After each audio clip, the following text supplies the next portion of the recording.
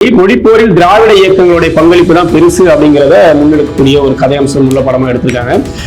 நாம் தமிழர் கட்சியை சேர்ந்த முன்னணி நிர்வாகிகளா இருக்கக்கூடிய சாட்டை துரைமுருகன், இடும்போன கார்த்திக் போன்றவர் கூட இந்த படத்தை வரவேற்பதோடு திராவிடம் பேசினாலும் அது தமிழர்களுக்கு பயன்படக்கூடிய படமா இருக்கும் அப்படிங்கிற மாதிரி சொல்லியிருக்காங்க.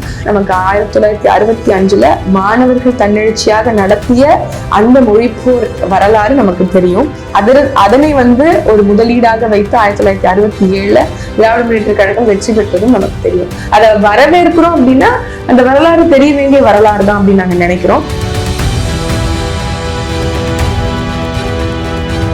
பெரியாரை முன்னிறுத்தி நிறைய விடயங்கள் செய்யறா சொல்றீங்க. அப்ப முன்னிறுத்தி செய்யக்கூடியவர்களை நம்ம எதிர்க்க விட்டுட்டு பெரியாரை எதிர்க்கிறோமோ அப்படிங்கிற கேள்வி இருக்குல்ல. பெரியாரின் காலகட்டத்தில் அவர் செஞ்ச செயல்களை, பெரியார் என்கின்ற ஒரு பிம்பத்தை, ஒரு தலைவரை நீங்க கேடயமாக பயன்படுத்தி தமிழர் அல்லாதோர் தமிழர்களை ஆள்வதற்கு பயன்படுத்தப்பட்ட ஒரு சொல் எப்படி திராவிடமோ அப்படியே ஒரு தலைவராக ஈவேரா அவர்களை பயன்படுத்திட்டீங்க அப்படிங்கிறது தான் நம்மளுக்கு புரியுது.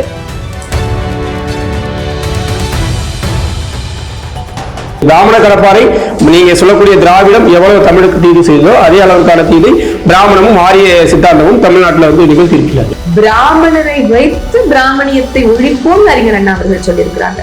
அப்போ நாம் தமிழ் கட்சி பிராமண கடப்பாறையை வைத்து திராவிடத்தை வேறறுப்போம் அப்படின்னா இதுல என்னன்னு சொல்றோம் அப்படின்னா,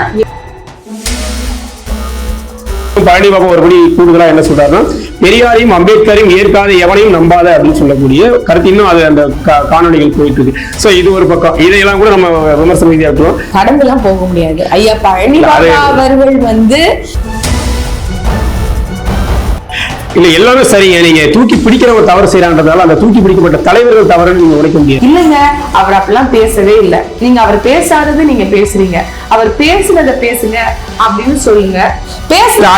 அது மட்டுமே நாம் தமிழருடைய வேலை திட்டமா போயிட்டு இருக்கு. சமீப காலமா பாத்தீங்கன்னா பல இடங்கள்ல தொடர் விமர்சனங்கள் நீங்க இன்னும் நிறைய பிரச்சனைகள் தமிழ்நாட்டுக்குள்ள இருக்கு. நிறைய தலைவர்கள் இது எதுவுமே உண்மை இல்லைங்க, பொய்ங்க நீங்க சொல்றதெல்லாம் அப்படின்னு சொன்னா கேள்வி கேட்கிறோம், நீங்க அதுக்கு பதில் சொல்லுங்க. அப்படி இல்லைன்னா நீங்க கேட்கிற கேள்விகளுக்கு நாங்க பதில் சொல்றோம் அப்படிங்கிற இடத்துலதான் நான்.